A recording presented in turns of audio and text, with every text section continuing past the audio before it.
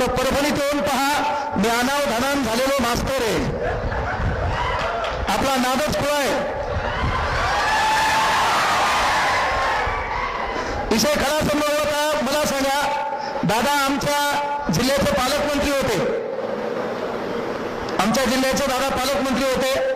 सक्सेसची व्याख्या काय असते? आज आपल्याला त्याच्या बाजूला बसावं लागलेलं होतं. पालकमंत्री असल्यावर आपल्याला उभं तर राहता असतं बाजूला. दिवस माणसाचं बदलतात, आपल्या दिवसावर आपला विश्वास पाहिजे. तर या रील स्टार लोकांनी काय केलं माहिती का? 5,000 7,000 रुपये भेटायले, पण या भिकार सोटाने मला 7,000 रुपये बोनस मिळालं. बस बोकांडीवर आमच्या. म्हणजे आमच्या पोराच्या डोक्यात काय की कमी वेळामध्ये मोठं होण्यासाठी एकच पर्याय आहे, फते खेळणं, दुसरं स्वप्नच नाही. हो ना? कल्याण मंडप बरोबर आहे, कल्याण चौफेर मुंबई, आकडा क्रमांक 7, शुक्रवार. आणि म्हणून महत्वाची गोष्ट, पोरं आपल्याला आपले विचार प्रवर्तक आणि आपले मार्गदर्शक बदलणं काळाची गरज आहे. त्यानंतर सर्वात महत्वाची गोष्ट लक्षात घ्या, मी नेहमी सांगतो तुम्हाला, महाराष्ट्रामध्ये 1 लाख लोक क्लास घेतात. महाराष्ट्रामध्ये माझ्यापेक्षा 90,000 लोक हुशार असतील. मॅटर तुम्ही किती हुशार आहे याला नाही, कारण शहाणा आणि हुशार या दोन गोष्टीत फरक आहे. शहाणा आणि हुशार या दोन गोष्टीत फरक आहे. हुशार म्हणजे मला माझ्या वैयक्तिक फायद्यासाठी कुठे एखादी वस्तू कमी किमतीची जास्त भावात कशी विकायची याला म्हणायचं हुशार. पण ती वस्तू विकताना समाज माणसावर त्याचा काय परिणाम होईल, समाजातल्या काही गोष्टीला त्याचा आर्थिक भुर्दंड भरावा लागेल का याचा विचार करून माझ्याबरोबर समाजाचा देखील विकास व्हावा याचा जो कोणी विचार करतो त्याला आपण शहाणा म्हणतो. तर आपल्याला शहाणं व्हायचं, हुशार नाही. आणि मग लक्षात घ्या, 21 तारखेला तुमचा पहिला काम होतं कंत्राट भरती. आणि म्हणून कंत्राट भरतीच्या विरोधातला पहिला मोर्चा महाराष्ट्रात मुद्दाम ठेवला आपण काढणार. परभणी जिल्ह्यातल्या नेत्यांना भेटायला गेलो, त्या नेत्यावर वाटलं कांगणे सर म्हणजे फक्त क्लास घेतात. ते म्हणले आमच्या पक्षाचा अध्यादेश आला, आमचे पक्ष म्हणले तर पाहू. मग सर बोलले, सर म्हणले तुम्हाला बी कोल्लं आणि तुमच्या पक्षाला बी कोल्लं, आम्ही आमच्या भरोशावर काहीतरी करून पाहू. आणि मी तुम्हाला इथं बोललो, कोणाचेही भाषण ऐकायला मोकारवाणी फिरू नका. आपल्या न्याय हक्कासाठी जे लोक लढतील, आपल्या सोबत राहतील का, ते आपले कार्यकर्ते, आपण त्याचे कार्यकर्ते. आता दादा आहे तिथं, ऐश्वर्याताई आहे, उद्या 10-15 जणांनी जायचं, एक निवेदन तयार करायचं, यांना म्हणायचं आम्हाला मोर्चा काढायचा आहे, स्टेज तुम्ही द्या, माईक तुम्ही द्या, बॅनर तुम्ही द्या, पॉम्पलेट तुम्ही द्या, तुम्ही शेवटी 5 मिनिटं बोला, बाकी आम्हाला जे काय बोलायचं ते आम्हाला माहिती आहे. हे करायला यायचं. आता तो काम काय, कुठे भाषण ऐकायला 5-10 मिनिटांनी पुन्हा विसरून चालला, संध्याकाळी पुन्हा तो स्टेटस, ऊर्जा कालो कावा तोरो भोंडचा कंटाळा. एवढं काय धोत्र होणार आहे? काहीच होत नाही. आणि म्हणून सर्वात महत्वाची गोष्ट आहे की आपल्याला तो विकास परिवर्तन आपल्याला करायचंय, हे संधीचं सोनं आपल्याला करायचंय. म्हणून लक्षात घ्या, आजही वेळ बदलली नाहीये. काही लोक म्हणले आणि मोर्चा का काढणं गरजेचं आहे, कंत्राट भरती. लक्षात घ्या, आरटीओ नाव ऐकलं असेल, आरटीओ. हा, तुम्ही त्याला नवीन नाव दिलं, रिकाम टेकड ऑफिसर, ते नाही. आरटीओ, त्या आरटीओ मध्ये याच्या अगोदरच लक्षात घ्या, सर्वात महत्वाची गोष्ट आहे, त्या ठिकाणचे ड्रायव्हर पद कंत्राटी पदभरतीनं भरले. आणि जर आपण आपल्या न्याय हक्कासाठी आता बोललो नाही तर येणाऱ्या काळात आपल्याला कोणीच बोलू देणार नाही.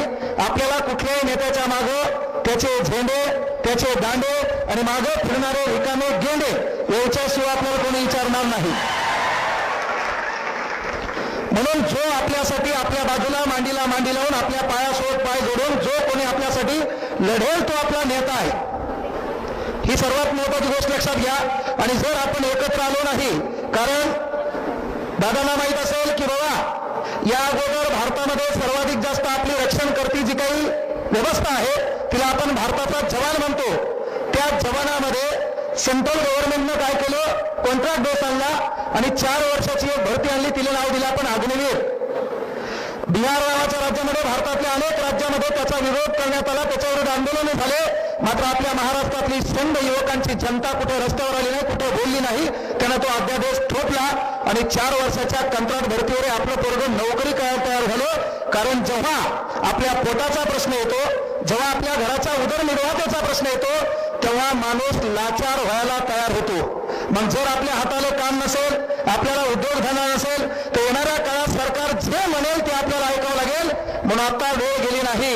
युवा वो नहीं होते जो हवा के साथ बहते हैं, युवा वो नहीं होते जो हवा के साथ बहते, साला युवा तो होते जो हवा का रोग बदल देते. तो रोग आपल्याला बदलायचा आहे, ते परिवर्तन आपल्याला करायचं आहे. आज आपण ते परिवर्तन केलं नाही तर येणारा काळ आपला वाईट आहे. आणि काही जण टगे आहेत पहा की काहीचं म्हणणं आलं की सर तुम्हाला मोर्चा याच्यामुळे करायचा, तुमचा क्लास बंद होईल. तर मी त्याला सांगितलं अबे झाकण दिल्या त्या क्लास क्षेत्राच्या लो पुढे गेलो मी. ते जे क्लास आहे का 10 बाय 10ची रूम एका धक्क्यात घेणं, याच्या लो पुढे गेलो. 2002 वर्षा अगोदर मी कार्यशाळेत जात होतो तेव्हा 5,000 रुपये घेत होतो, दिवसभर शिकवायचे. आता 1 तास बोलायचे, मनाला लोक 40,000 देतात. कळलं का? 200 तारखा 2024च्या बुक आहेत, म्हणजे 200 दिवस गुरुले 40 कर. महाराज कोणाच होत नाही मग. आणि हे गळ्यातला रुमाल कमरेला बांधला तर मी एक महाराजच आहे.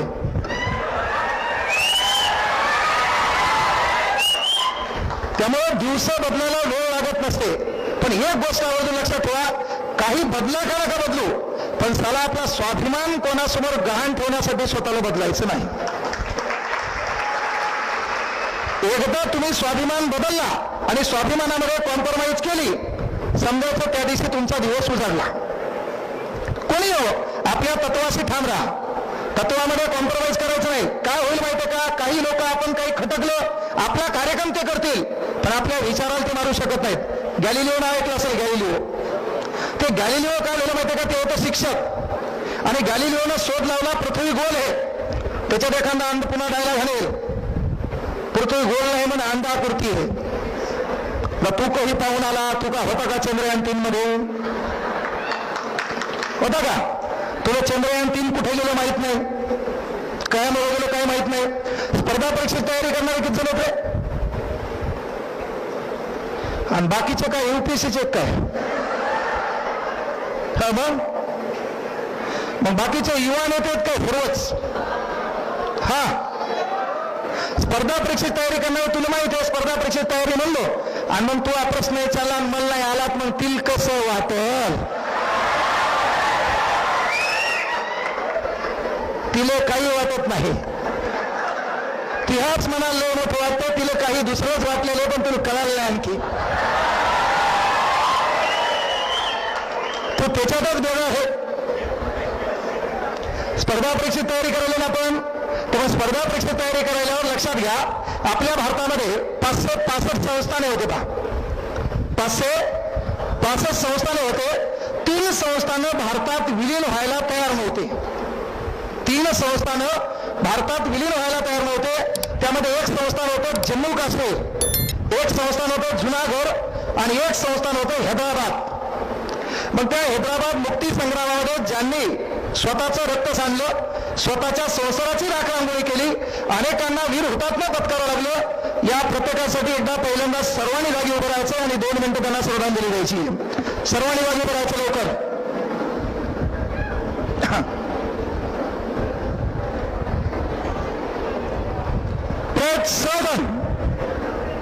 2 मिनिटं शांत वागायचं, ते बी आपल्याला कळत नाही बा. 2 मिनिटं फक्त श्रद्धांजली वागायची आपल्याला वीर हुतात्म्यांना. जे काही मराठवाडा मुक्ती संग्राम आहे त्या दिनानिमित्त 2 मिनिटं फक्त केवळ प्रोत्साहन.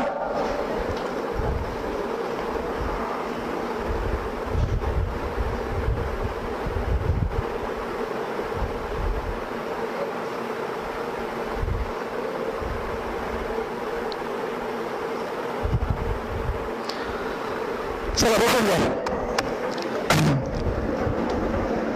तू म्हणला असेल पुन्हा इसराम कोण नाही म्हणला? इसराम. तुझ्या मनातल्या प्रत्येक गोष्टी पहिले मलाच कळतात. यायचं म्हणाला मी पहिलेच उभं होतो, बरं घालतो उठवलं. कारण आपली मेंटॅलिटी आहे, मला जे त्रास झाला का ते लोकांना घ्यायला पाहिजे. आपली मेंटॅलिटीच आहे ना, मला जे त्रास झाला ते लोकांना घ्यायला पाहिजे. लोकांसोबत मलाही सुख व्हायला पाहिजे, मला एकट्याला दुःख नको. आणि म्हणून त्यासाठी मी उदाहरण आपल्या भारतीय लोकांचं घेतलं होतं की बाबा एनआयसीबीचं अमेरिकेत लाईट गेल्यावर लोक चेक करतात की मीटरमध्ये काही प्रॉब्लेम आहे का.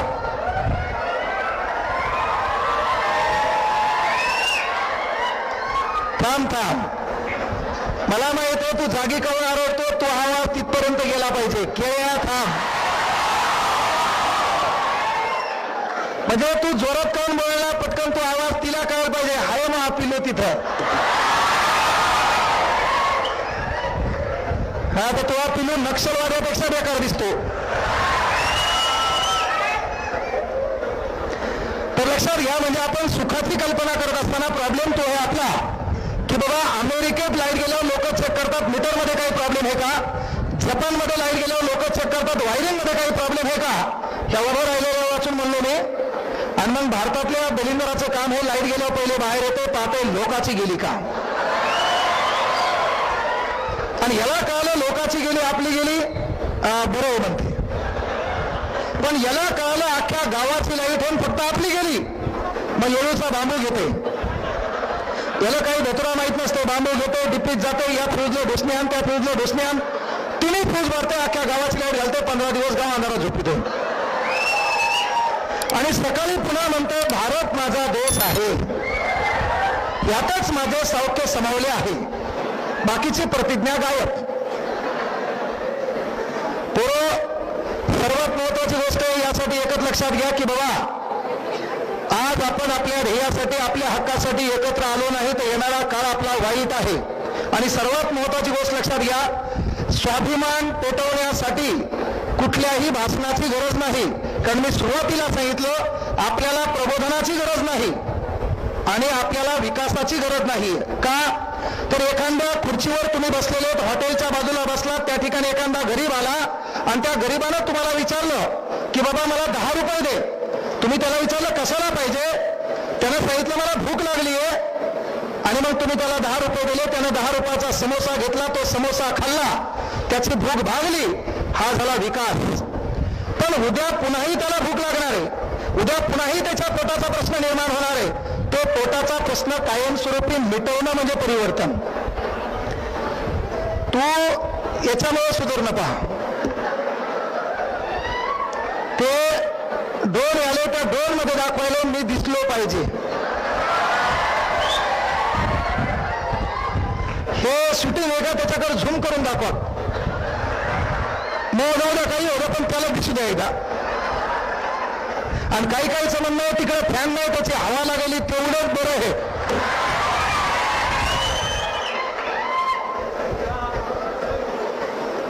ते ड्रोन कोणाच्या हातात आहे. एक तर त्याला बाजूला करा म्हणावं, नाही तर वरती पत्राच्या वरती न्या.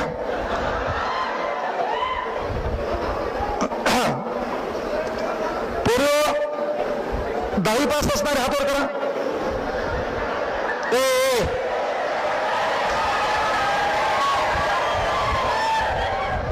गड्या तू चुकून पोरायच्या रांगेत बसला का.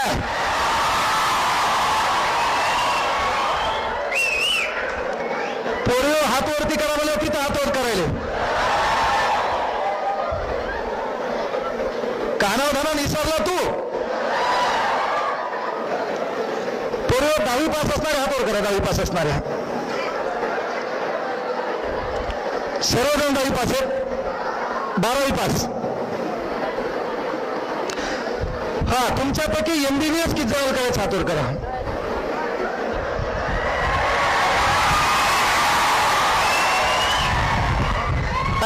तुझ्याकडे मी आलो. थांब ना, तू काय जवळ ये का मग. तुझ्याकडे येणार आहे मी. तुमच्यापैकी ज्यांना MBBS येत आहे काय करायचं मग. हे तग्या थांब. इकडे लक्षात घे. समजा ती नाही बी नोकरी लागली, कळलं का. ती नाही नोकरी लागली, ती MBBS नाही लागली, त्याला ती नाही झाली, ग्रामसेवक नाही झाली तरी चालतंय का. एखादा शिक्षक आहे, त्यानं 5वी नापास पोरगी बायको केली तरी लोक तिला मॅडम म्हणतात.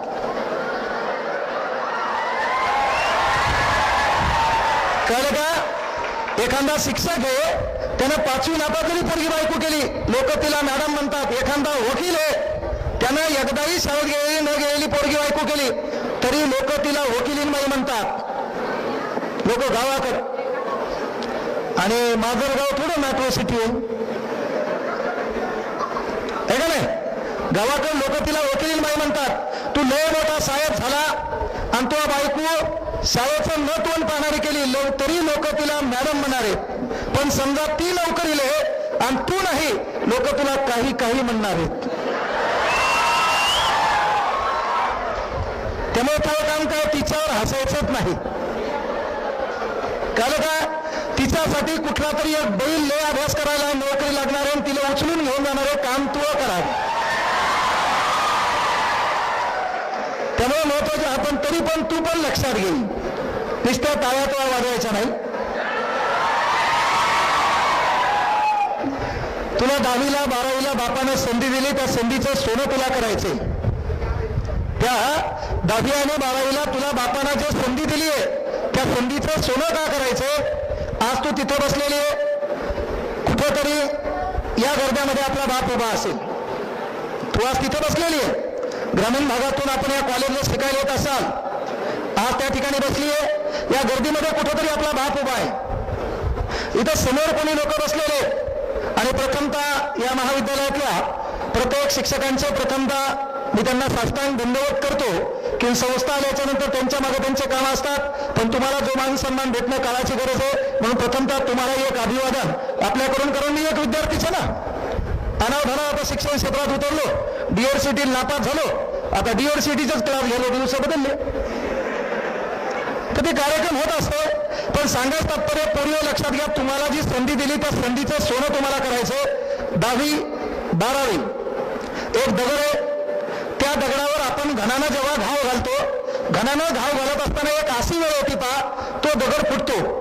पण तो कोणत्या ठोक्यानं फुटला आपण असं परफेक्टली म्हणू शकत नाही. मग तो दगड फोडण्यामागं पहिल्या ठोक्याचं पण योगदान असतं.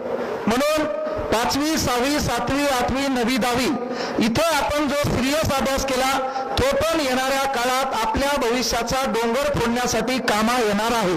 म्हणून इथं तुम्ही सिरियस होणं काळाची गरज आहे. त्याच्यानंतर ज्या बी इथं बसलेल्या माझ्या लहान बहिणी असतील, तुम्ही मोबाईल वापरत असाल आणि त्या मोबाईलमध्ये तुमच्याकडे इंस्टाग्राम असेल, त्या मोबाईलमध्ये तुमच्याकडे इंस्टाग्राम असेल, थांब रे टग्या थांब, तू आगाव बोलला तर माझी जीभ काळी आहे. तू गावाकडे जाणार, गावाकडे जाता जाता इजेची तार ती अंगावर तुटून पडणार, तू तडपडणार आणि तडपडल्यावर तुला कळणार गावात 4 दिवस झाले लाईट नाही, तू वाचणार. आम्ही पोरीला बोललो, नंतर तुला बोलायचे. पोरियो तुमच्याकडे इंस्टाग्राम असेल, बरोबर आहे. 10वी पास झाल्याच्या नंतर ज्या पोरीला माई आणि बापानं मोबाईल दिला, पहिले त्याला टाइम लावून हाणायला पाहिजे. ज्या माईनं आणि ज्या बापानं आपल्या पोरीला 10वी पास झाल्यावर मोबाईल दिला, खुशाल हाना काही फरक पडत नाही. एक गोष्ट आवर्जून लक्षात घ्या की माझ्याकडे काहीतरी वेगळं आहे, मही पोरगी ट्युशनला स्कूटी घेऊन जाते, याचा अर्थ फक्त तुला दाखवायचं की तुझ्याकडे थोडीफार प्रॉपर्टी जास्त आहे, बाकी काही धतुरा नाही. आणि मी रोखटोक बोलत असतो, याच्याबद्दल तू निगेटिव्ह बोलला तरी चालतो. माझा नंबर आहे 271244, मला डायरेक्ट फोन लाव. माझ्याकडे लय मोठे शब्द आहेत तुला बोलायला. थांब रे, तिथं बायल्या आणि तिथं बोलू नको, नाही तर तुला पोलीस नेऊन बसवील आणि तुला नाव बी वाढला नाही तिथं काय बोंबलाला. पोरीवर कामं लक्षात घ्या. मायबापांना कळकळीची विनंती, आपल्या पोरीच्या मोबाईलमध्ये असणारं इंस्टाग्राम, व्हॉट्सअप, स्नॅपचॅट का म्हणलो मी तुम्हाला का शिकायचं लक्षात घ्या. जर तुम्ही नोकरी लागल्या, अलीकडच्या कालावधीत MPSC प्रिलिमचा रिझल्ट लागला, याच्या अगोदर PSI STI ASOचा निकाल लागला आणि तुमच्या माजलगावमधून गरिबांच्या पोरी ज्यांच्या मायबाप लोकांच्या शेतात कामाला होते त्यांच्या पोरी PSI झाल्या, त्या पोरीचं बॅनर माजलगाव लागलं, एखाद्या खेड्यात लागलं, तो बाप जेव्हा रस्त्यानं चालू लागला, बाकीचे गावातले लोक पारावर बसले होते, पाराच्या बाजूला ते बॅनर होतं, तेव्हा आपला बाप त्या पोरीचा गर्वाने सांगू लागला, पोरगी आपली आहे. आणि म्हणून आपल्या घराच्या नावाची ओळखीची सुरुवात आपल्यापासून व्हायची असेल तर आता आपल्याला ऐऱ्या गैऱ्या भंगार लोकांच्या नादी लागायचं नाही. कोणीतरी तुला इंस्टाग्रामवर तू दिसतो तशी नाही स्नॅपचॅटवरला फोटो टाकला, तू दिसते नाही तसा स्नॅपचॅटवरला फोटो टाकला की हे आमचं रिकामच असते. आणि मग हे रिकामं असल्यामुळे हे काय करते, लगेच 3 डॉट टक टक टक. मग आमची ताई पण रिकामीच असते, लगेच ताई खालून मेसेज करते HMM हम. आणि पोरो हा जो हम शब्द आहे तो इनडायरेक्टली डेडिकेट करतो की रिस्पॉन्स चांगला आहे. आता काही म्हणतील तुला ह्या गोष्टी कस काय माहीत, तर मी काही बाबा नाही, ह्या कुटाण्यातून मी बी गेलेलो असेल ना. आणि माणूस अनुभवातून ज्या गोष्टी चांगल्या सांगतो का ते कधी दिसत नसते. पा गरीबीवर आपण डायला म्हणता येत नाही, तुम्ही स्वतः त्या गरिबीतून जा, मग तुम्हाला गरीबीवर बोलता येते.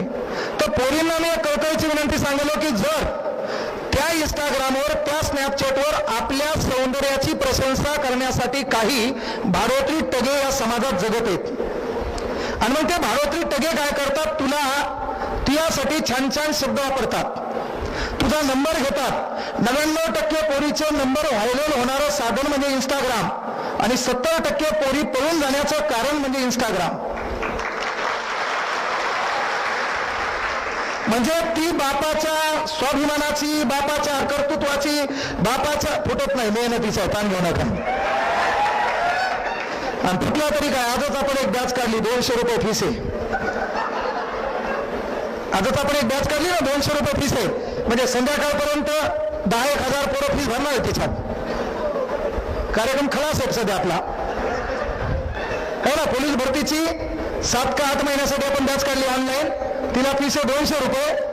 तर सांगायचं तात्पर्य काय होतं माहितीये का, की हे जे पोरग तुझी प्रशंसा करायला सौंदर्याची, याच्यात तू काय करायला माहितीये का, घरामध्ये 9 वाजता राबणारा आपला बाप जेव्हा झोपतो, त्या बापाच्या डोक्यावर पडलेल्या सुरकुत्या बापाची फाटलेली बनेल, आणि तुझ्या लग्नाच्या प्रश्नासाठी बापानं अनेक हरामखोर सावकाराकडे पसरलेला पदर हा तू 2 मिनिटात विसरून गेली.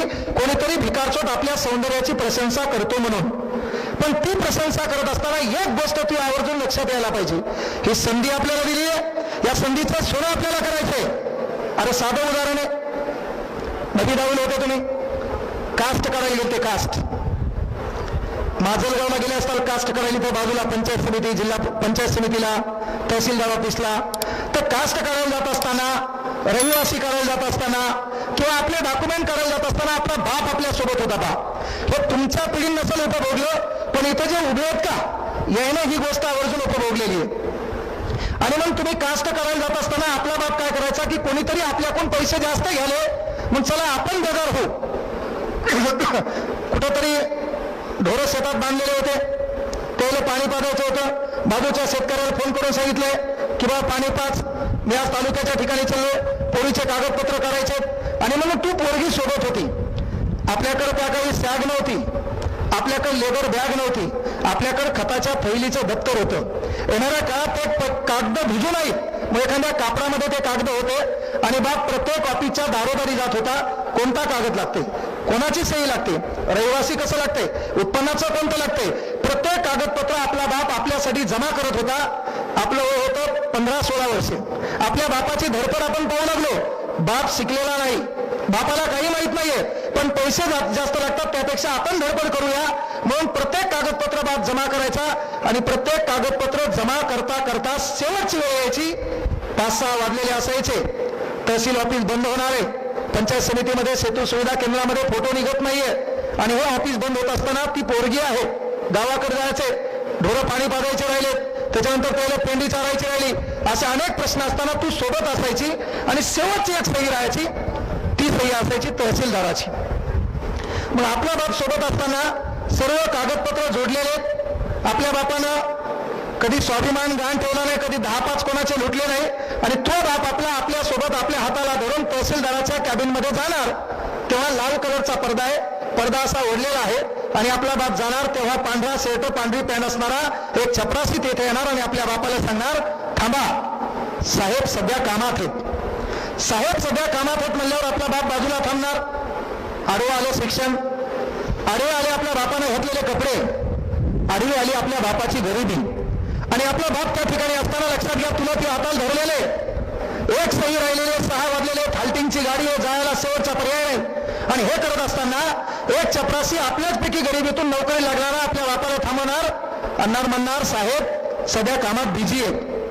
तेवढ्यात बाजूला पांढरं शर्ट, छानपैकी महत्वाची गोष्ट रेबनचा गॉगल, युवा नेता, पंचायत समिती सदस्य, जिल्हा परिषद सदस्य, ग्रामपंचायतचा सरपंच, तर बाजूला पडदा करून खटकन कॅबिनमध्ये जाणार, तहसीलदाराच्या बाजूला बसणार, तोच चपराशी त्यांना पाणी आणून देणार, कोणीतरी चहा आणून देणार, तहसीलदारासोबत मनसोक्त गप्पा होणार. इकडे आपला बाप स्वाभिमानाची आग उरामध्ये आहे, सर्व कागदावर सही आहे, एक सही राहिली म्हणून तो त्या दरवाजाच्या काठावर उभा आहे. पण प्रॉब्लेम काय आहे? गरिबी आडवी आलेली. प्रॉब्लेम आहे बापान घातलेले कपडे, बापाच्या पायातला नरीचा बूट आहे, आणि म्हणून सर्वात मोठी गोष्ट त्या आगीसाठी आपल्याला पेटायचंय, आणि तो आपला बाप तिथे उभा आहे. तेव्हा पुन्हा चपरासी येणार, साहेब कामात बिझी आहेत. त्याच वेळेस जर तुमच्या मनामध्ये ती आग जागली असती, त्याच वेळेस बापाच्या स्वाभिमानाबद्दल तुमच्या मनात एक प्रश्न निर्माण झाला असता, तर माझ्यासारख्यानं स्वतःच्या मनात तरी एक शब्द केला असता, काय झक मारायची मारेल, रात्रीचा दिवस करेल, दिवसाची रात्र करेल, चला असा अभ्यास करेल, MPSC क्रॅक करेल, येणाऱ्या काळात तहसीलदार मी तिथं असेल, आणि हेच भिकारचोट माझ्या बापाला एक ग्लास पाणी घेऊन येताना दिसेल.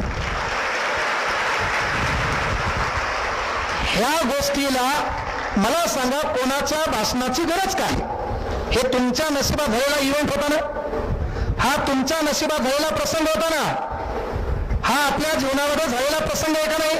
मग हा प्रसंग असताना जाऊ द्या, अरे 10वीच्या पेपरची फीस भरताना आपल्या बापानं 10 दिवस लांबवले, 360 रुपये भरताना आपल्या बापानं 10 दिवस लांबवलेत. ही पण गोष्ट तुमच्या नशिबात झाली ना.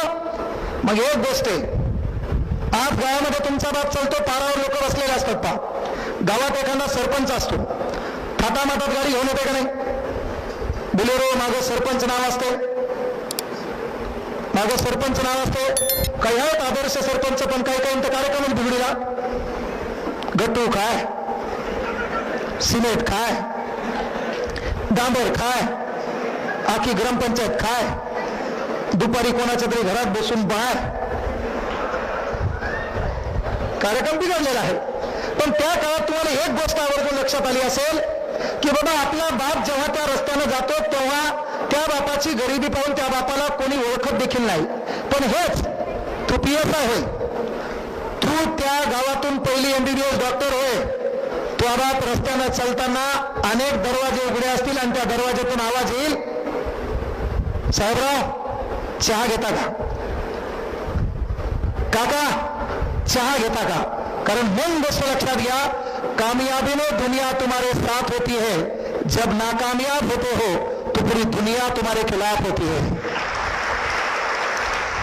आणि म्हणून मी आवर्जून सांगलो, पोलिओ 1000 जोडप्या मागं 150 घटस्फोट आहेत.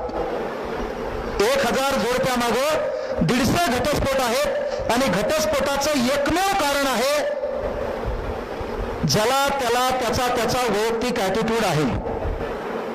त्यानंतर मायबापांना कळकळीची विनंती आहे, आपल्या पोरीला 11वी 12वीला आपण मोबाईल दिला, त्याच्यानंतर तिनं स्वप्न सांगितलं मला MBBS व्हायचे, मग पोरगी डायलॉग राहिली मला नीट करायला जायचे, पोरगी नीटला नांदेडला चालली आणि मायबापाला नीट करायली. क्लास ऑफ फिजिक्सचा, कॉफी शॉपमध्ये बायोलॉजी आणि बापाच्या डोक्याची केमिस्ट्री. त्यामुळे कळकळीची विनंती आहे, पोरिओ क्षणिक सुखाच्या मागे लागू नका. आपल्याला तात्पुरतं कोणी डायलॉग मारेल, कोणीतरी भाळेल, कोणीतरी डायलॉग मारून तात्पुरतं भुलवेल या गोष्टीत पडण्यापेक्षा येणाऱ्या काळात माझ्या बापालाही, माझा बाप जिथे उभा राहिला तिथे लोक बसले पाहिजे, माझ्या बापालाही 1000-10,000 लोकांनी ओळखलं पाहिजे. आज हा विचारमंच आहे. या विचारमंचावर बसलेले कोण आहेत? या तालुक्याचं प्रतिनिधित्व करणारे आमदार आहेत. यांना उभरतं नेतृत्व ऐश्वर्याताई आहेत. हे लोक त्या त्या क्षेत्रामध्ये त्यांनी काम केलं म्हणून त्या विचारमंचावर आहेत. आणि काही खाली बसलेत, काही तिथं खुर्चीवर बसलेत, काही मागं उभं राहिलेत, काही दरवाजावर आहेत. मग हे असताना आपल्या मनात ती तरी राग आली पाहिजे. पोरगी या नात्यानं, पोरग या नात्यानं एक स्वाभिमान बाळगायचा. येणाऱ्या काळात पुन्हा 17 सप्टेंबर मराठवाडा मुक्ती संग्राम दिनानिमित्त आणि महाराष्ट्राचे माजी उपमुख्यमंत्री सुंदररावजी सोळंके यांच्या जयंतीनिमित्त पुढच्या वर्षी पुन्हा कार्यक्रम होईल. त्या कार्यक्रमाच्या उक्ती मनात एक विचार आला पाहिजे,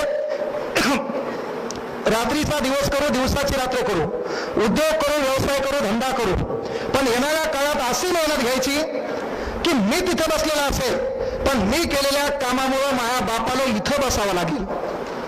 एवढं स्वप्न तुम्हाला पाहता आलं पाहिजे.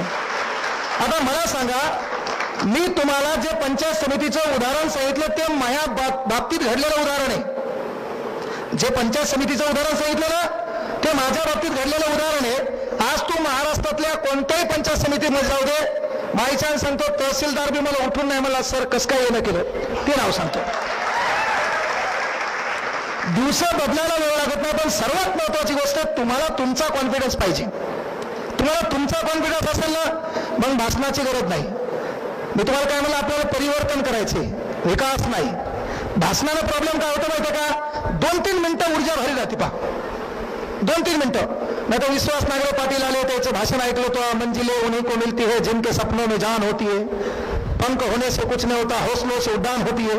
आणि त्याच्यात तू म्हणला पुन्हा आता मला बी IPS व्हायचं. लगेच तू या बाजूचं म्हणते जे चलायले चलू दे, काय बेजार व्हायला. मग अशा वेळेस आपलं काम आहे की बाबा सर्वात महत्वाची गोष्ट आपलं कुठतरी चुकायले. गरिबी परिस्थिती ही भांडवल बनवण्याची वस्तू नाही. घोडा आहे, रेसचं मैदान चालू आहे, त्या रेसच्या मैदानामध्ये पहा घोडा असतो आणि घोड्यावर घोडेस्वार असतो. तो घोडेस्वार काय करतो माहितीये का, त्या घोड्याला महत्वाची गोष्ट पुराण असते, एक काठी असती आणि त्याला कसं खेळा असतो, हातामध्ये लगाम असतो. ते काय करतो, आपला घोडा जिंकावा यासाठी तो खेळा त्या घोड्याच्या दचादच माणिक टोचते. ज्या घोड्याला जास्त त्रास झाला, ज्या घोड्याच्या माळ्यातून रक्त यायला लागलं, तुम्ही अंतिम टप्प्यात पहा तो घोडा ती स्पर्धा जिंकलेला असतो. तो घोडा ती स्पर्धा जिंकलेला असतो. आणि मग याचा अर्थ आपल्याला परिस्थिती ताण द्यायली, आपल्याला परिस्थिती बेजार करायली, आपल्या अनेक समस्या आहेत. आपल्या शिक्षणासाठी बापाकडे पैसा नाही, आपल्या बापाने लय लोकांकडून पैसे घेतलेत, आपल्या बापाचे लय मोठे स्वप्न आहेत. याचा अर्थ वरचा आपल्याला ताण द्यायला ना, तर त्या स्पर्धेतला जिंकणारा घोडा आपण हे एवढं आपल्या लक्षात यायला पाहिजे. जिंकणारा घोडा आपला आहे. एक गोष्ट लक्षात घ्या, अंबानी त्याच्या पोराचं नाव आपल्याला माहिती आहे का? नाही. मुकेश अंबानीच्या पोराचं नाव आपल्याला माहिती आहे का? नाही. शाहरुख खानच्या पोराचं नाव आठवावं लागतं का नाही? अमिताभ बच्चनचं पोरग 2-3 पिक्चर केल्यामुळे आपल्या लक्षात आहे का नाही? तर जितना बडा संघर्ष उतनी बडी जीत. आपल्या गोरगरिबाचं पोरग मेहनत करून मोठं होतं, त्याचं नाव गाजते. अनेक श्रीमंताचे लेकरं त्याचं नाव करण्यासाठी त्याला बेदर व्हावं लागते, त्याचं नाव करण्यासाठी त्याला बेदर वाटतं. पण आपण संघर्ष केला, मेहनत केली, आपण मोठं झालं ना, आपलं नाव आपोआप गाजते. बाबासाहेब आंबेडकरांनी आपल्याला स्वाभिमान दिलाय. त्या काळात कुठलीही व्यवस्था नसताना त्या व्यवस्थेला प्रश्न विचारण्याची ताकद बाबासाहेब आंबेडकरांमध्ये होती. म्हणून केंब्रिज विद्यापीठाच्या गेटवर लिहिले, the symbol of knowledge is equal to doctor Babasaheb Ambedkar. काय लिहिलं? हे का लिहिलं? कारण आहे पहा, तुमच्यातला स्वाभिमान, तुमच्यातली ताकद, तुमच्या नॉलेजची पॉवर तुम्हाला कळाली पाहिजे. नॉलेजची पॉवर कशी आहे? अरे आपल्या भारतामध्ये वेलबी कमिशन आले आणि वेलबी कमिशन आपल्या भारतामध्ये चर्चा करायला कशावर? नियोजन आयोगावर. वेलबी कमिशन काय करायला? तर भारतामध्ये नियोजन आयोग कसा करायचा आहे यासाठी चर्चा करायला. चर्चा रंगली. 1942च्या दरम्यानची चर्चा आहे, नियोजन आयोगावर चर्चा चालू आहे. 1931चं कराची अधिवेशन पार पडले, सरदार वल्लभभाई पटेल अध्यक्ष होते. आपण महत्वाची गोष्ट आहे की आपल्या भारतामध्ये मूलभूत अधिकाराचा ठराव मांडण्यासाठी अधिवेशन पार पडलं आणि वेलबी कमिशन आपल्या देशामध्ये नियोजन आयोग कसा असावा यासाठी भाषण द्यायला आलं. मग भाषण द्यायला आल्याच्या नंतर काय झालं, असा विचारमंचावर मातोबर लोक बसलेले. त्या काळी उमराव, जहागीरदार, सावकार, वतनदार, जमीनदार हे लोक विचारमंचावर बसलेले आणि जात आडवी आलेली. घटना 1942 ची नाही ती, जात आडवी आलेली आहे. आणि मग आपल्याच पैकी चटईवर खाली बसलेले बाबासाहेब आहेत. अनेकांनी आपल्या समस्या सांगितल्या, प्रत्येक गोष्टीवर चर्चा झाली. 1 तास, 2 तास, 3 तास, 6 तास चर्चा रंगली. आणि 6 तासानंतर मिस्टर वेल्बीनं माईकमध्ये सांगितलं की बाबा 6 तासानंतर नियोजन आयोगाची चर्चा संपलेली आहे, कोणाला काही समस्या असेल तर विचारा. आज बाबासाहेब आंबेडकरांनी राज्यघटना कलम 19 मध्ये आपल्याला अधिकार दिलाय की आपण कसं राहायला पाहिजे, आपण कसं बोलायला पाहिजे, आपण कसं चालायला पाहिजे, आपल्याकडे अभिव्यक्ती स्वातंत्र्य काय, आपण कोणते व्यापार करायला पाहिजे. नाही तर बाबासाहेब आंबेडकरांनी आपल्याला स्वातंत्र्य दिलं आणि अलीकडे काय करायले, अख्खं तण गायब करायला फक्त थोडंसं पीक ठेवायला होता, नवीन भान आणला. काही दलिंदर पाहिले मी, भवाईत बाळी झालेले, भवाईत म्हणजे चुकून तो जेंडर चेंज झाले. म्हणजे बाबासाहेब आंबेडकरांनी आपल्याला राहण्याचं स्वातंत्र्य दिले. किसी नंगे को देखकर नंगा होना ये गांधीवाद सिखाता है, लेकिन किसी नंगे को देखकर सूट बूट में लाना ये आंबेडकरवाद सिखाता है. मग त्या बाबासाहेब आंबेडकरांनी वेल्बी कमिशनला सांगितलं 6 तास झाले, चर्चा संपलेली आहे, कोणाला काही समस्या असेल तर विचारा. मग त्याने काय केलं, त्या मिस्टर वेल्बीनं भारतातल्या महिलेकडे पाहिलं. आता आपल्या भारतातल्या महिलेच्या समस्या कोणत्या आहेत, सून नीट वागणं, सून नीट वागणं. दुसरी समस्या कोणती आहे, सुनाकडून पोळ्याला जार व्हायला आणि हिला लागले 40 वर्ष शिकायलं. हिनं भाजी येणं म्हणले, ही डोक्यावर पदरच घेणं, आपल्या इथल्या महिलेच्या समस्या. त्याच्यानंतर दुसरी समस्या कोणती, आपल्या महिलेच्या अंगात येणं, कुठेही बसली आहा ओहो. बरं त्या झुललं बी कशावर, डपडीच्या तालावर, डड्डन आहा. म्हणजे आपल्या भारतातल्या महिलांकडे वेल्बीनं पाहिलं, विचारलं तुमच्या काही समस्या आहेत का, तेव्हा भारतातल्या महिला काय सांगणार, आपल्या घरगुती प्रॉब्लेम सांगणार. मग भारतातल्या महिला घरगुती प्रॉब्लेम सांगणार म्हणून त्यांनी काय केलं, मिस्टर वेल्बीनं माणसाकडे पाहिलं. मग आता आपल्या माणसाचे प्रॉब्लेम काय होते, काल 6 वाजता त्यानं नेलं होतं, आज मी नेतो याला, पण माझ्याकडे 260चे 480 रुपये लागायले. मी बोललेले जर कळत नाही ते नाबालिक आहे. त्याच्या डोक्यात प्रश्न कोणते, आपल्या बाजूच्या शेतात नांगरटी चालू आहे, आपल्याला जाणं गरजेचं आहे, नाही तर ते धुरा कोरील. याच्या डोक्यात प्रश्न कोणते, तालुक्यामध्ये आजकाल काय चालू आहे, फायनान्स सिस्टीम, आणि फायनान्स द्यायला कोणाला, पत्त्याच्या डावावर. फायनान्स चांगल्या माणसाला देत नाही, पत्त्याच्या डावावर एक जण भिकारचोट बाजूला बसलेला असते. पहा, कोणी हरायला आलं त्याला देते, 10ची फाईल बनवते, 9 घेते आणि मग पुढच्या वेळेस काय करते, त्याला 10 द्यायचे असतात, 100 रुपये रोजाप्रमाणे. डेली फायनान्सचा उतार आलाय झाला. पाहता फायनान्स, सावकारकी, ते नंतर कळते तुला लय बेकार दिवस येतात. आता बरं वाटते. तर मग आपल्या भारतीय लोकांकडे बी काही प्रश्न होते.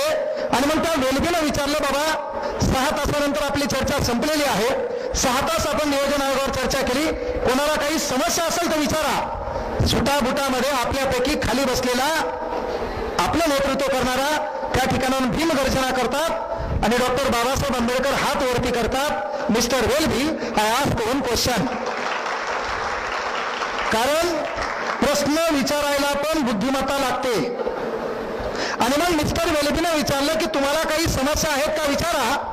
तेव्हा खाली बसलेले डॉक्टर बाबासाहेब आंबेडकर म्हणतात, mister Welby I ask one question. तेव्हा मिस्टर वेल्बी बाजूच्याला विचारतात, हू इज दिस.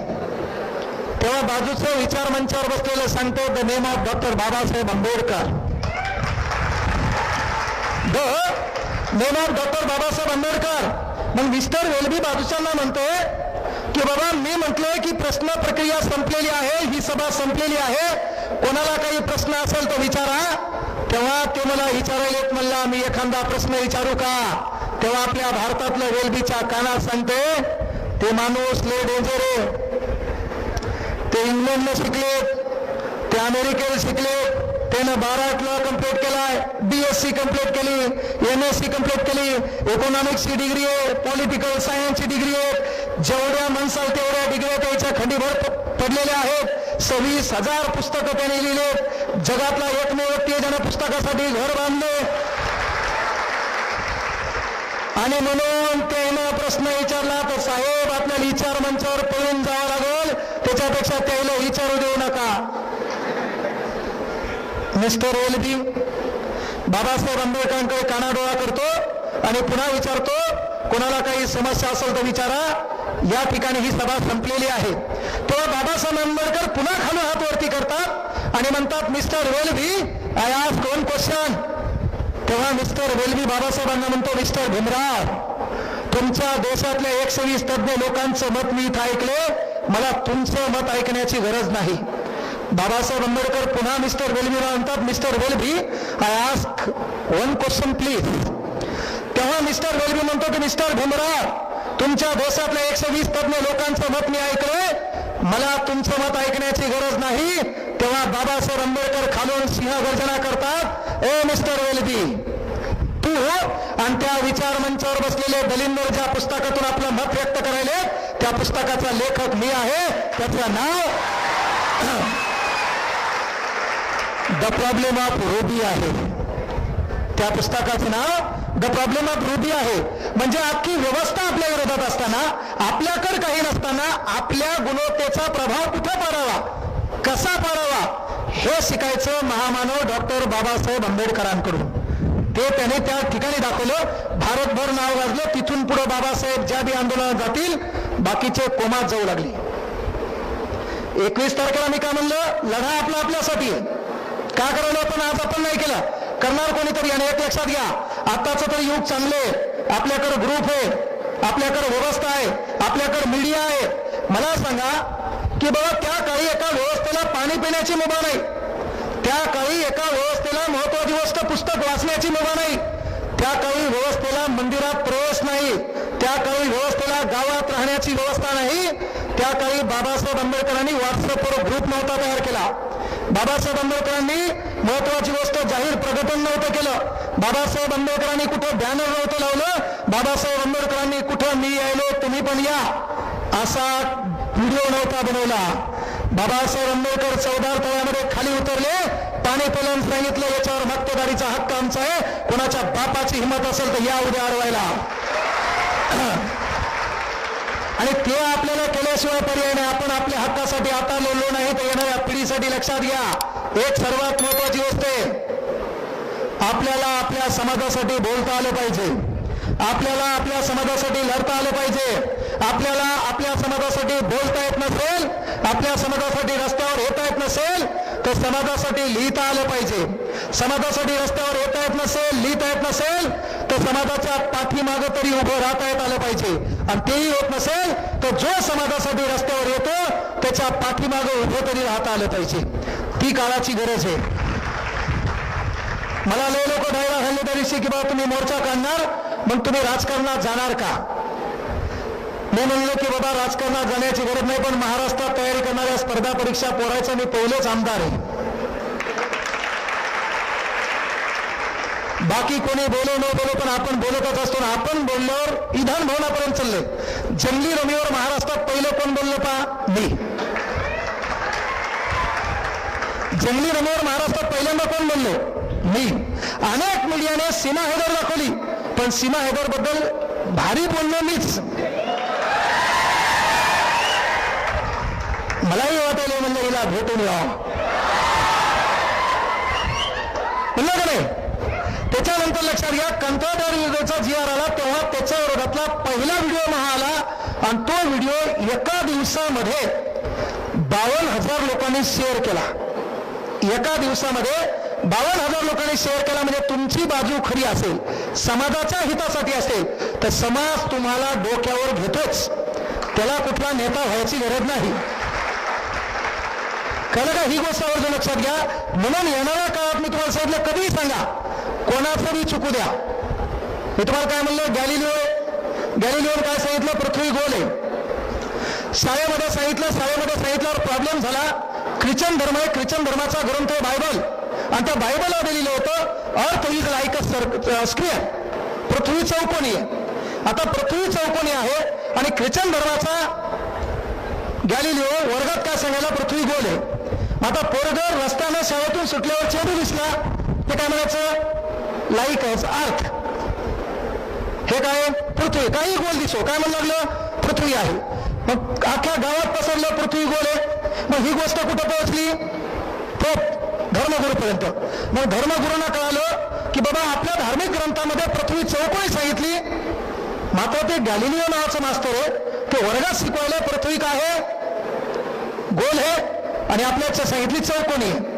मग त्यांना बोलवण्यात आलं, मिस्टर गॅलिलिओ, तुम्ही धर्मापेक्षा मोठे नाहीत, तुम्ही धर्मापेक्षा मोठे नाहीत, आणि सध्या पूर्ण राजकारण धर्मावर चालू आहे.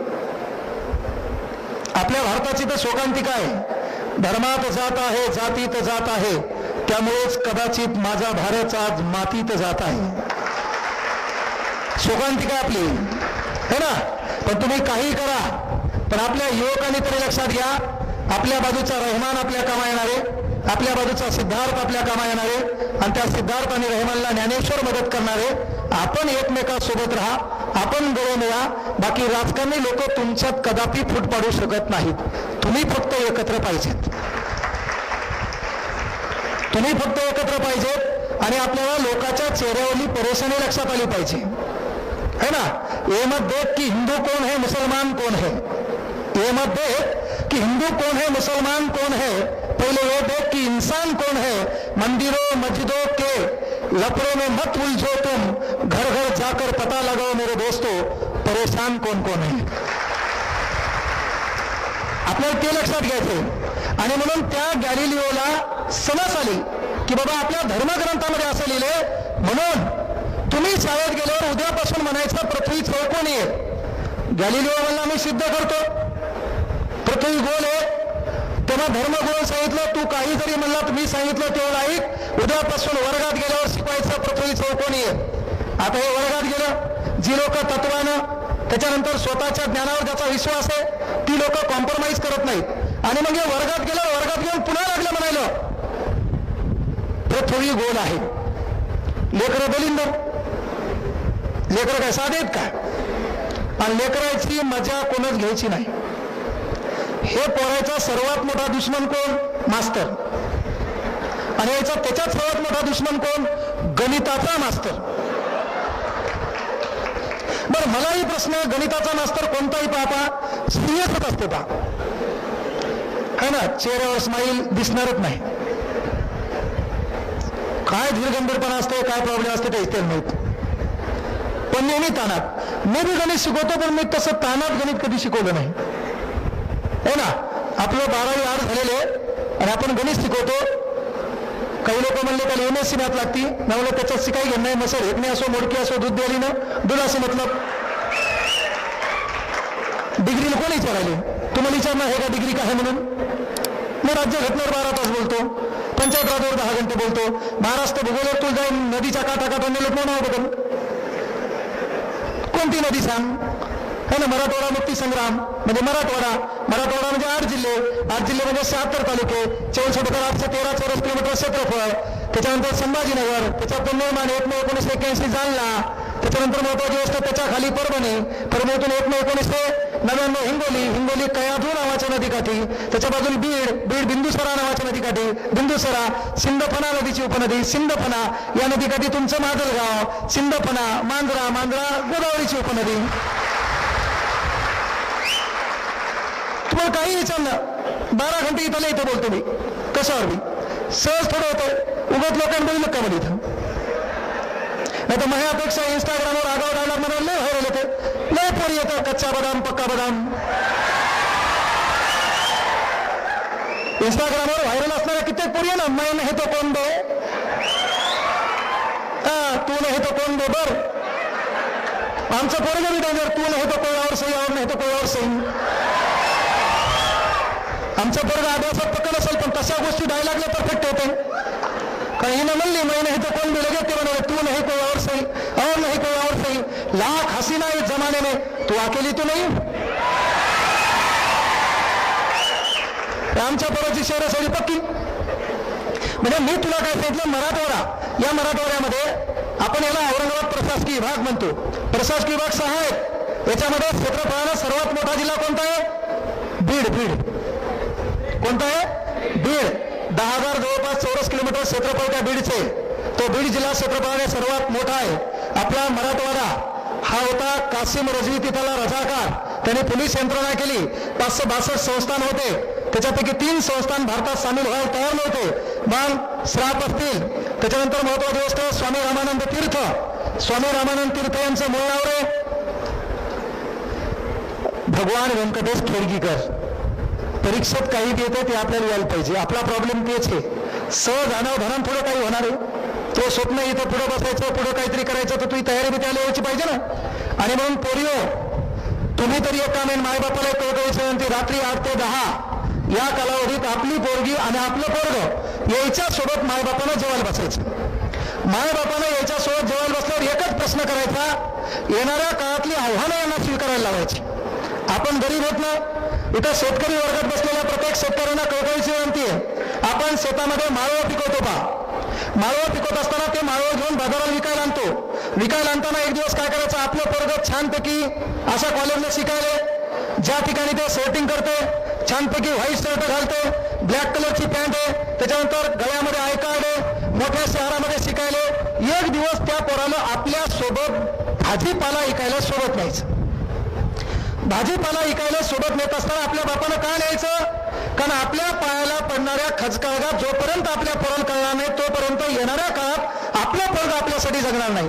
आणि जर तुम्ही त्या पोराच्या हक्कासाठी अहोरात्र मरमर केली, पोरगा नोकरी लागणार, शहरात स्थायिक होणार, आणि तोच बाप त्याच खेड्यामध्ये अहोरात्र तीच मेहनत करणार, कुठं निश्चित होऊन मरणार, कळणार पण नाही. कालपर्वाचे उदाहरण आहेत, एका भिकार चोटानं अमेरिकन नाशेत पाठविला, त्या बापाची बॉडी जाळा नाही तर तिकडं मरा, मला यायला वेळ नाही. तर ते शिक्षण काय चुलीत घालायचं का? ते शिक्षण चुलीत घालायचं. आणि म्हणून बापाचं काम आहे की आपल्या पोराने उतरत्या काळात आपल्यासोबत साथ द्यायची असेल तर बापानं पहिलं काम करायचं. आपण माळव विकत असाल, आपण कापसाचा व्यापार करत असाल, आपण सोयाबीनचा व्यापार करत असाल, काही करा, पण ते करत असताना आपल्या पोराला सोबत न्या. का सोबत न्या? भाजीपाला घ्यायला गेले, भाजीपाला विकायला गेल्याच्यानंतर आपल्या गावाकडे पाहिलं असेल पोत्याचं दप्तर असते. पोतं दुमतं करायचं, गल्ला, बापाचा गल्ला कशाचा असतो?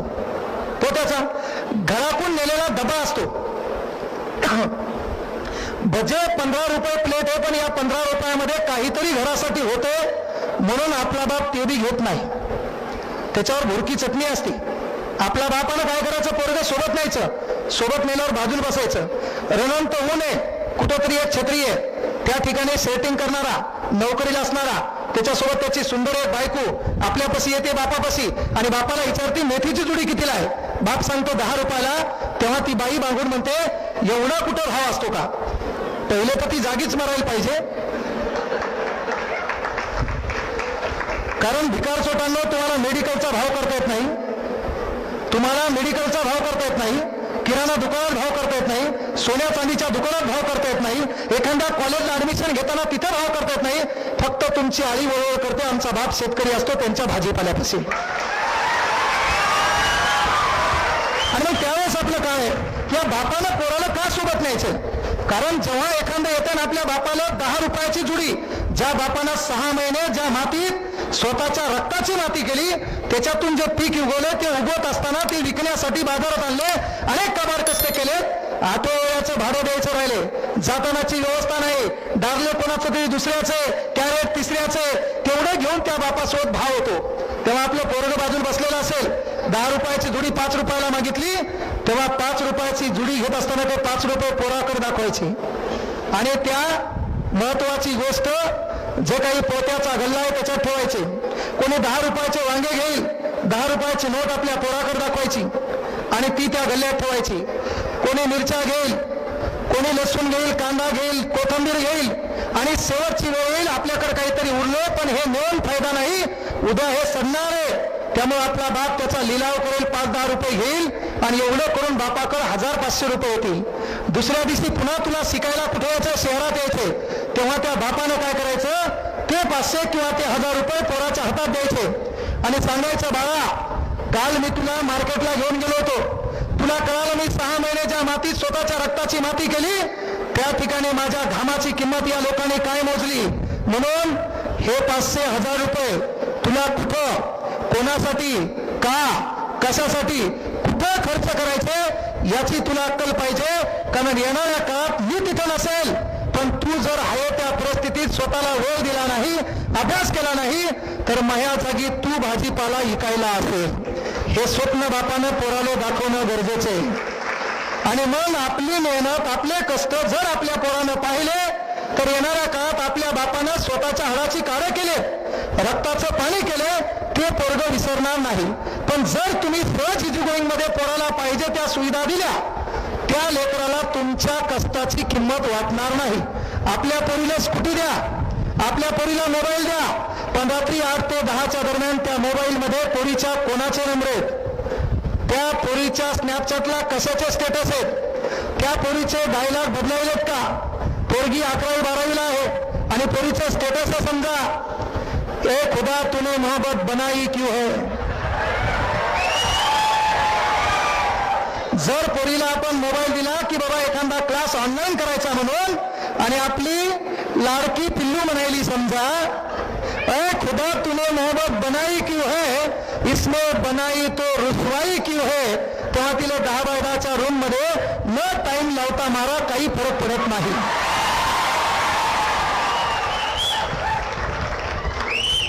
प्रॉपर्टी आपलीच आहे.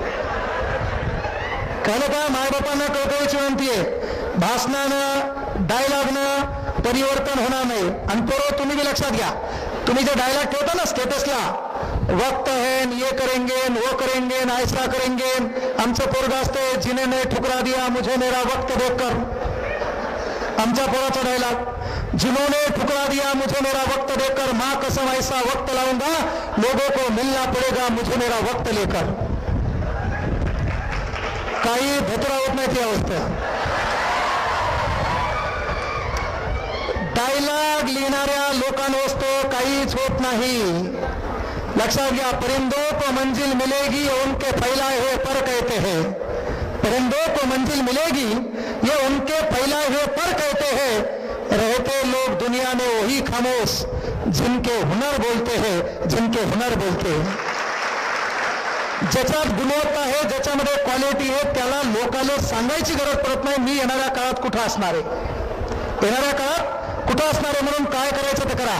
आणि बापाचं काम आहे, पोरो आपला मान सन्मान आपल्याला कळायला पाहिजे.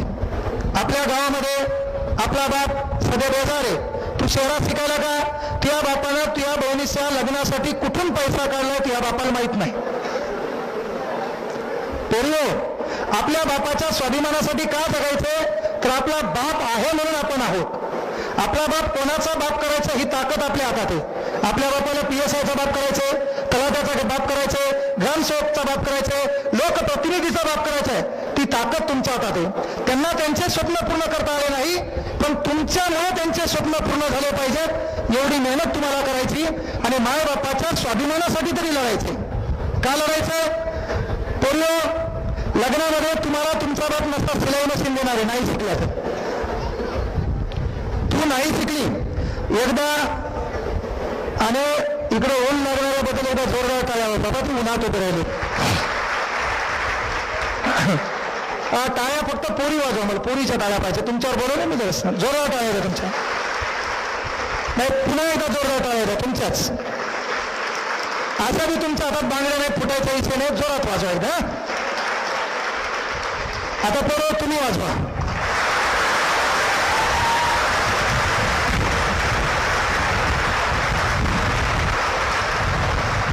काय लक्षात घ्या, आमच्या पोराचं म्हणणं काय आहे की तुम्ही आमची बराबरी करू शकत नाही. थांबता तो प्रॉब्लेम काय माहिती का, जरा असं थांब जाय. जरी तुला वाटलं ते आपली बराबरी करू देत नाहीत, पण एकदा लग्न होऊ दे, इसे खलास येतो आम्ही. काय लगा इसेच खलास आहेत त्या ज्या म्हणलं ते ऐकावं लागतात. आणि पूर्व काय म्हणलं मी का शिकायचं बाबा की आपल्या बापाच्या स्वाभिमानासाठी. लक्षात घ्या, तुम्ही थोड्याफार दिसायला इकडे तिकडे व्हाल्या आणि तुमचा फोटो काढला, तो फोटो लग्नाच्या बायोडेटासाठी एखाद्या दलिंदराकडे गेला, मग पाहुणे आपल्या इथे येतात का गाडी दुसऱ्याची घेऊन, भाड्याची गाडी भाड्या करून येतो आणि तो गाडी घेऊन आपल्या पोरीला पाहायला येतो. पाहायला आल्याच्या नंतर हे तुमच्यासाठी उदाहरण आहे. का बदलायचे म्हणजे जीवन एकदाच आहे, नाशिवंत देह जाणारं सगळं जीवन एकदाच आहे. या येणाऱ्या जीवनामध्ये स्वाभिमानी जगताना आपल्या बापानं 2 संधी दिल्या, 10वी 12वी आणि त्याच्या पुढची एक आहे करिअरची. त्या संधीचं सोनं आपण केलं तर आपला स्वाभिमान आपला जागृत राहणार आहे. नाहीतर महिना झाल्यावर आपल्याला नवऱ्याला म्हणावं लागणार आहे 10 रुपये देता का, फेअर अँड लवली आणायची. 10 रुपये देता का फेअर अँड लवली आणायची. मला सांगा, तुम्ही इथं 50 एकर शेती असणारा शेतकरी असेल, 20 एकर शेती असणारा शेतकरी असेल, 10 एकर शेती असणारा शेतकरी असेल, ज्याच्यामध्ये उत्कृष्ट माळव पिकते, शेती अतिशय सुपीक आहे, पण मला एक शेतकरी दाखवा त्याला त्याची बायको फॉरेनला फिरवलेली, महाबळेश्वरला नेली आणि तिथून स्टेटस टाकलं जस्ट एन्जॉय. एक दाखवा. मग महाबळेश्वर, लोणावळा, खंडावळा किंवा कुठं फिरायला गेले, कोण गेले? ज्यानं आपापाचा पैसा आणला. नोकरीत आहे, पगार 70,000 रुपये, तरी आमच्या गोरगरीब शेतकऱ्याच्या बापाकडून 100 रुपये घेतो. काऊन नाही तुला पॅरालिसिस व्हायचा 55 वर्षी? काऊन नाही व्हायचा? मग फिरायला कोण गेलं? माल आहे, पैसा आहे, ताल आहे. नोकरीदार पा, त्याला 5,000 पगार असणं पण त्याचं स्टेटस असते enjoy moment at the Mahabaleshwar.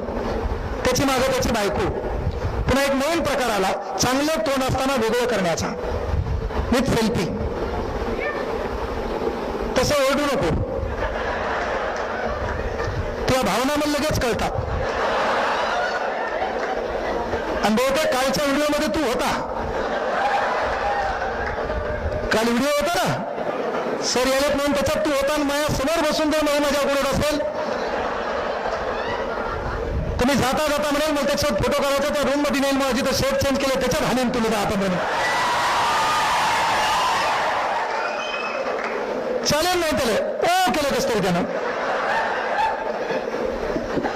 पोरिओ हे तुमच्यासाठी उदाहरण आहे. जेव्हा लग्नाचा फोटो, तुमचं लग्न व्हायले, तुम्हाला कोणीतरी पसंत करण्यासाठी तुमचा फोटो असतो बा, आणि तो फोटो त्या पुढच्या पोराकडे जातो. पोरग गाडी करून येतो, 2-3 पाहुणे येतो, आपल्या इथे येते, आपण चहा पाणी करतो, पोहे खाऊ घालतो आणि पोरग घरी जाते. घरी गेल्याच्या नंतर आपल्या बापाला तिकडून फोन येतो आणि फोन आल्यावर कदाचित त्या पोरानं आपल्या पोरीला नाकारलं. आपली पोरगी थोडीफार दिसायला इकडे तिकडे असेल आणि सौंदर्याचा गुण हा अंतर्गुणात असतो. सृष्टि को बदलना चाहते हो तो पहले दृष्टि को बदलो, क्योंकि बदलती दृष्टि बदलती सृष्टि है मेरे दोस्तों. सौंदर्य हे वस्तूत नसून ते पाहण्याच्या नजरेत असायला हवं. आणि मग आपल्या पोरीला जेव्हा नाकारतो का, तेव्हा कदाचित तुला माहित नसते काय झालं, पण जेव्हा आपल्या पोटच्या गोळ्याला एखादं दलिंदर तिच्या सौंदर्यामुळे नाकारतो ना, त्याचं दुःख जे बापाला होते ते बापाचं दुःख बापालाच माहीत असते.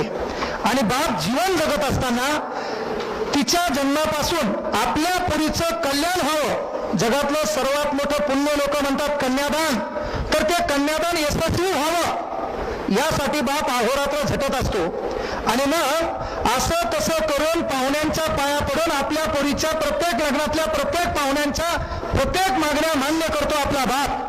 आणि आपला बाप प्रत्येक मागण्या मान्य करतो. एक वेळ येतो त्या लग्नाचा, आणि मग त्या लग्नाचा प्रसंग आहे.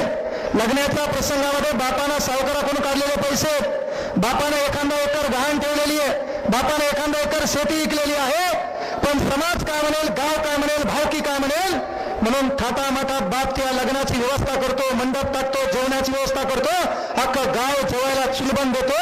आणि चुलबन दिलेलं गाव, लग्नाचा एक प्रसंग येतो, प्रत्येक गाव जेवत असते, प्रत्येक जण थाटामाटात फिरत असते. आमच्या पोराचा तो विषय नाही. पहिल्या पंक्तीला आमचं दलिंदर गायब असते, दुसरी पंगत महिलाची असती, टकाटक कपडे घालून पोरगांचं रेडी असते. पहिल्या पंक्तीला वाढवलं नसते, पण दुसऱ्या पंक्तीला विषय खलास, याचा कपडे, यानं लावलेला गंधन कोणत्याही पंक्तीत फिरते. त्याला कळालं पण पलीकडल्या गल्लीची या गल्लीत आलेली आहे. पण प्रॉब्लेम असा झाला, सर्व भांडे गुंतले, त्याच्याकडे काहीच नाही. भाऊ मीठ घेऊन जातो. तेवढ्यात एक दलिंदर माईक मध्ये मीठ पहिल्यांदा सोडलं, वापस ये. त्याच्या भावनेवर पाणी फिरल्या जातो, डबल वापस येतो. मग कोणाला तरी म्हणतो प्लीज एकदा जाऊ दे ना. मग बुंदीचं टोपलं घेऊन जातो, तिच्या बशी जातो, टाकू का? ती म्हणती नग. मग तिच्या बाजूची असते, घेऊन ते एवढ्या लाडान द्याले. मग काय बाजूचं दलिंदर, ही बी दलिंदर. कार्यक्रम बिघडला. पण हा हसायचा जोक नाही पोरियो. त्या लग्नाच्या प्रसंगामध्ये शेवटचा शेण येतो. सर्व लोक जेवलेले असतात. आत ओवाळणीमध्ये बापाला कुठं कुठं झुकावं लागतं, आपल्या माईला कोणाच्या पाया पडावं लागतं. हा प्रसंग जिनं लग्नामध्ये कधी अनुभवला तिला विचारा. आणि मग ह्या सर्व गोष्टीत कॉम्प्रोमाइज करून एक वेळ होती तुला विदाई करण्याची. तुला विदाई करताना लग्न होते, थाटामाटात लग्न होते, पाहुण्याच्या प्रत्येक गोष्टीमध्ये बापाने ऍडजस्टमेंट केलेलं असते. आणि शेवटची वेळ होते तुला सोडण्याची. बहारो फुल बरसाओ, शेवटचं गाणं. आणि मग गाडी सजलेली आहे. त्या गाडीमध्ये पुढे नवरदेव आहे, मागं तू आहे आणि तू जाणार आहे. ज्या घरामध्ये 20-25 वर्ष आपण घालवले, ज्या घरातलं प्रत्येक काम आपण केले, ज्या बापाला, ज्या माईला, ज्या भावाला, ज्या बहिणीला, ज्या गावाला कायम स्वरूपी आपल्याला सोडायचे. इथून पुढे माझं नवीन घर आहे, त्या घराच्या अस्तित्वासाठी मला लढायचे. आणि म्हणून तू चालणार आहे. चालताना आपसुक तू नजर मागं जाणार. मागं गेलेली नजर ती माईच्या डोळ्यावर पडणार. माय पळत येणार, तुला उराशी धरणार. माय तुझी ढसा रडलेली असणार. ती पाहताच क्षणी तुझ्या डोळ्यात पाणी येणार. त्याच वेळेस तुझी नजर तुझ्या बहिणीकडे जाणार. ती बहीण तुझ्यापासून लगबगीत येणार, तुझ्या हाताला हात धरणार. ती बहीण देखील रडलेली दिसलेली असणार. भाऊ पाहणार, ज्या भावाचं तुझ्यासोबत घरात कधी जमलं नाही, तो भाऊ पळत येणार. त्या ठिकाणी महत्वाची गोष्ट, हुंडके देऊन तो भाऊ तो रडणार, त्याच्याकडे पाहून तुम्ही रडणार. त्यावेळेस आपल्या घरातली शेवटचा पाहुणा असणारी आजी काठी टेकत टेकत आपल्याकडे येणार, पदरानं आपले आसू पुसवणार, आपल्याला गळ्याला धरणार. ती आजी रडलेली असणार. आजीकडे पाहत असताना तुझ्या डोळ्यातील आसरूचा बांध फुटलेला असणार.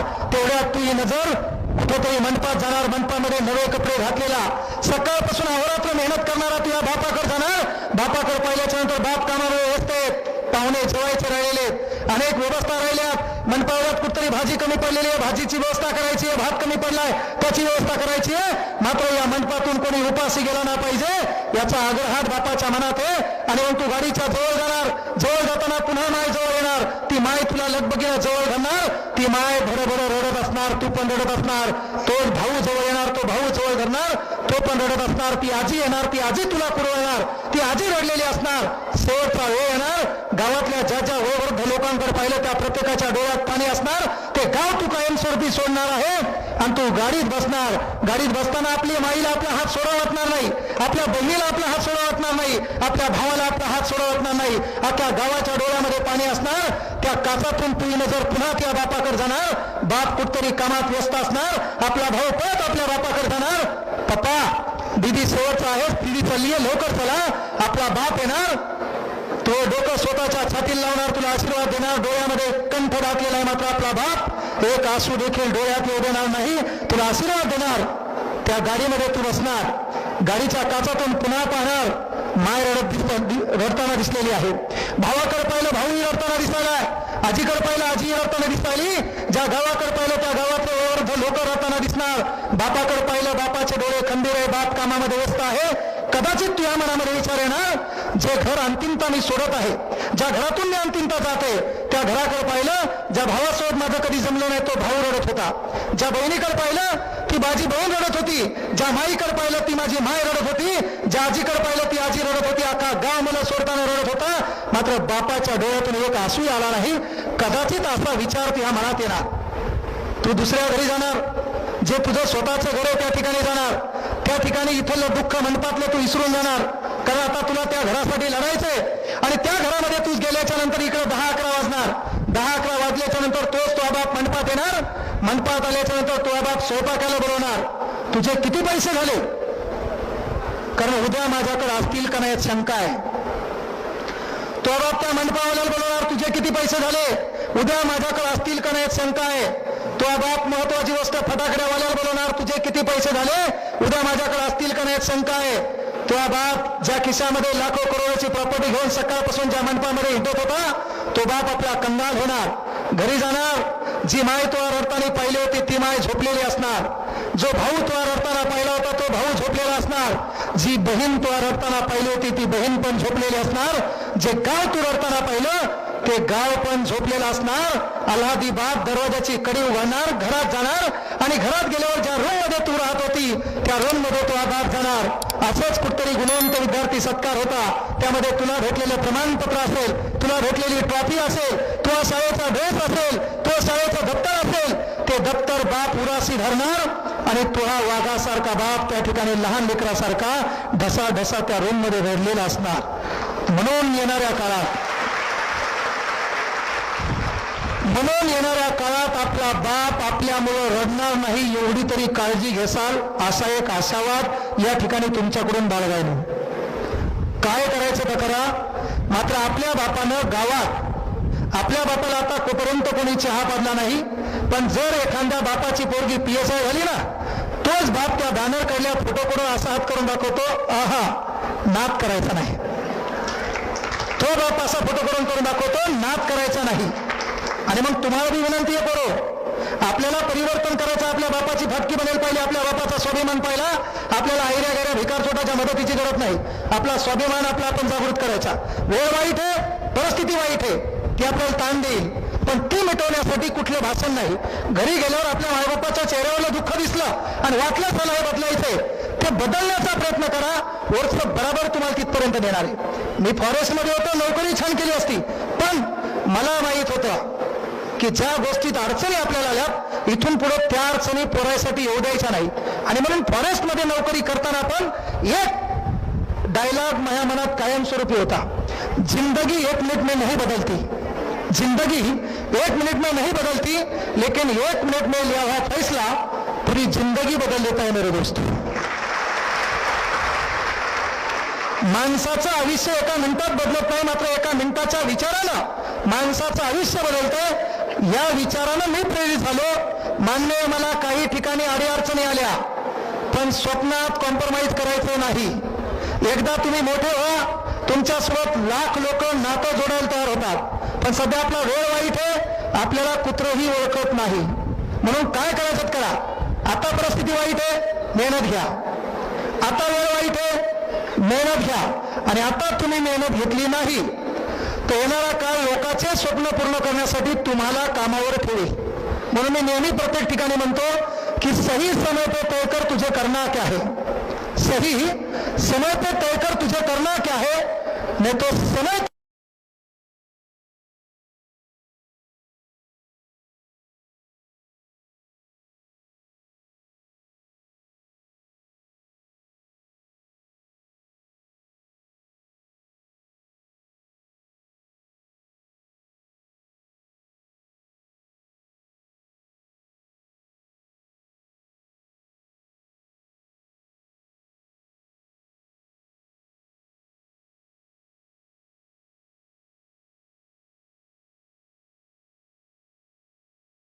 बापाचा शोध घेतला, लोक घराचा शोध घेतात आणि ते घर मग मीडियाच्या समोर होते. पण आपल्यात काही नाही, ते चाळे करून लोकांची प्रसिद्धी मिळवण्यापेक्षा आपण न प्रसिद्धी मिळवलेली कामाची. कारण का छिद्रे चाळे करून मोठं होण्यापेक्षा समाजाला काही देऊ शकतो या नात्यानं मोठं व्हा. इंस्टाग्रामला काही काहीचे 5 मिलियन फॉलोअर असतील, त्याने डान्स केला असेल, छिद्रे चाळे केले असतील, डायलॉग घालले असतील, त्याला कोणी विचार मांडायला विचार मंचावर बोलवलं का? त्याला कोणी मार्गदर्शक म्हणून बोलेल का? नाही. आपला क्लास बी चालू आहे, मार्गदर्शन बी चालू आहे, इंस्टाग्राम बी वाढले, YouTube 5.5 लाखावर गेले, YouTube बी पेमेंट द्याले. वेळ असते, तर ती वेळ असताना एकच काम करा, समाजासाठी काही देणं लागते हे आपण द्यायचे. आता ही तुमची संस्था आहे, म्हणजे महाराष्ट्र राज्याच्या उपमुख्यमंत्री पदाची धुरा सांभाळत असताना तुमच्या तालुक्याचे कर्तव्यदक्ष आमदार आहेत आणि सध्या त्यांची धुरा एक युवती सांभाळली. त्या ठिकाणी केलेलं त्याने इंग्लिशमधलं भाषण पहा, त्यांचं बोलणं पहा, ती लेखक पहा, ते आपल्या लक्षात घेणं गरजेचं. मग युवक आपला त्या विधान भवनात का पाहिजे? युवक आपल्या समस्या मांडण्यासाठी का पाहिजे? कारण युवक म्हणल्यावर काय सळसळ तरकता आणि साबूत डोकं, ते ज्याचा असतो तो युवक. युवक म्हणजे काय? ज्याचं मातृभूमीवर प्रेम आहे, ज्याचं मातृभूमीवर प्रेम आहे, ज्याचं काळीज वाघाप्रमाणे निरीफीड आहे, तो असतो युवा. आणि म्हणून अशा लोकांच्या कार्याला प्रथम सलाम करणं गरजेचं आहे. नाहीतर कोणी कार्यक्रम ठेवताना कोणी नाचगाणे ठेवायला, आज दहीहंडीचा कार्यक्रम आहे, दहीहंडीच्या कार्यक्रमात प्रत्येक ठिकाणी तू पाहिलं ना, कच कच कांदा कापताना बोट सुईत न घातवली. बेदार तू बेदार आहे का नाही? हो, तिचं पुन्हा एक गाणं आहे बाबा कोणतं तरी, अर्ध्या रात्री मला सोडून जायचं नाही. अर्ध्या रात्री मला सोडून जायचं नाही हे आपण आपल्या स्वप्नाबद्दल म्हणायचं. आपण आपल्या स्वप्नाला सोडून गेलो नाही, तू कोणत्याच मायकालाची हिंमत नाही आपल्याला सोडून जायची, पण तू त्या स्वप्नाला सोडून गेला, कोणलं तुझं जमान्यानं. तो कार्यक्रम बिघडला, तू फक्त डायला घालणार आणि तिथंच मरणार. कळलं का? मग कोणाचा तरी वाढदिवस, त्याचे केस कुरळे, खाली 15 जण बिना आंघोळीचे, त्याच्यात तो फोटो. तेव्हा आपला फोटो कोणीतरी लावा, आपल्यासाठी कोणतरी बेदर व्हावं. आजकाल ट्रेड झाला ना बड्डेचा ट्रेड तर दिसत नाही. काहीचे केस कुरळे होणार, काही सराटा गरम करून केस कुरळे करायचे. जुना काळ होता सराटा गरम करायचा, केस घाल्या कुरळायचा. आजकाल ब्युटी पार्लर पूर्वी माहिती, प्रत्येक व्यवस्था झाली. 2 दिन के बाद, 4 दिन के बाद, 6 दिन के बाद क्या रूप निखर आया है, फेअर अँड लवली. तर आपलं सौंदर्य अंतर्गुणावर डिपेंड आहे. ते गुन्हे मोठे करा, आपल्या बापाचं नाव मोठं करा. येणाऱ्या काळात आपल्या घराकडे ज्या लोकांच्या नजरा कुठेतरी तुच्छतेनं, कुठेतरी गरीब म्हणून झुकल्या जातात, वाईट नजरेने पाहिल्या जातात, त्याच घराकडे लोकांना स्वाभिमानाने पाहिलं पाहिजे. आपल्या बापालाही विचारमंचावर बोललं पाहिजे, आपल्या बापाचाही सन्मान केला पाहिजे, आणि आपला बापही कुठेतरी मार्गदर्शक खुर्चीवर बाजूला बसला पाहिजे. ती ताकद तुमच्यामध्ये आहे, ती ताकद निर्माण करसाल अशी एक आशा या ठिकाणी बाळगतो. आणि सर्वांना भावी वाटचालीसाठी शुभेच्छा देतो. मराठवाडा मुक्तीसंग्राम दिनानिमित्त या ठिकाणी मला जी काही बोलण्याची संधी उपलब्ध करून दिली, प्रथमतः त्या प्रत्येक वीर हुतात्म्यांना भावपूर्ण श्रद्धांजली. आणि ज्या महापुरुषामुळे हा महाराष्ट्र चालतो, ज्या संविधानाच्या अधिकारावर कुठली जात पंथ धर्म आडवा नाही, का एक बाई डायरेक्ट राष्ट्रपती पदापर्यंत नेऊन घालण्याची मजल ज्या ग्रंथात आहे, त्या ग्रंथाचे निर्माण करते आणि स्वराज्याचे संस्थापक यांच्या नाऱ्यांचा जयघोष करतो आणि थांबतो या ठिकाणी. छत्रपती शिवाजी महाराज.